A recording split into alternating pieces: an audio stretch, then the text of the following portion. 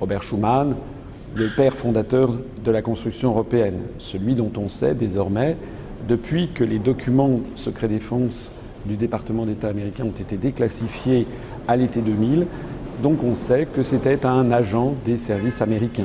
C'est lui à qui est attribuée la fameuse déclaration Schuman de 1950. On sait également que cette déclaration a été rédigée dans les services de Dean Acheson, le secrétaire d'État américain de Truman, à la fin des années 50, et transmis à Robert Schuman par Jean Monnet.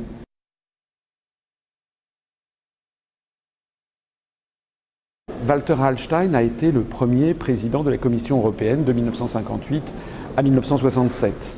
Mais c'est un homme qui a une longue histoire. Walter Hallstein est né au début du XXe siècle. C'était un juriste allemand, un juriste nazi, qui a d'ailleurs été professeur et doyen à l'université de Rostock en 1936, après avoir montré patte blanche à toutes les autorités nazies. En 1938, lorsque Hitler s'est rendu en Italie, il est tombé d'accord avec Mussolini pour bâtir un projet de nouvelle Europe, das neues Europa, comme on dit en allemand. Au mois de juin 1938, Adolf Hitler a demandé à Walter Hallstein de préparer le projet de construction européenne. Ce projet d'ailleurs, cette nouvelle Europe qui a été vendue aux Français sous l'occupation et qui avait motivé notamment la grande exposition sur la France européenne qui a eu lieu en 1941 à Paris au Grand Palais, inaugurée par le représentant de Pétain d'un côté, par les autorités d'occupation nazie de l'autre côté. Walter Hallstein a été arrêté, il était officier nazi, il a été arrêté à la fin de la Seconde Guerre mondiale, après la bataille de Cherbourg. Et puis il a été repris et recyclé par les autorités américaines.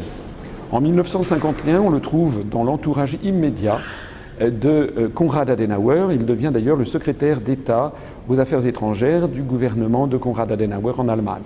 C'est lui qui va préparer le projet de Nouvelle Europe, la nouvelle Europe, à partir des plans qu'il avait préparés pour Hitler et Mussolini. C'est ce qui va donner le traité de Rome qu'il signera d'ailleurs le 25 mars 1957, à côté du chancelier d'Allemagne, Konrad Adenauer. Walter Hallstein a ensuite été le promoteur du plan Hallstein en 1965, qui prévoyait une Europe fédérale. C'est d'ailleurs exactement ce qui se passe en ce moment. Et c'est justement ce plan Hallstein qui avait motivé Charles de Gaulle, lorsque Charles de Gaulle avait dit stop, avait décidé de ne plus envoyer aucun représentant à la Commission européenne à Bruxelles, pratiquant ainsi la politique de la chaise vide.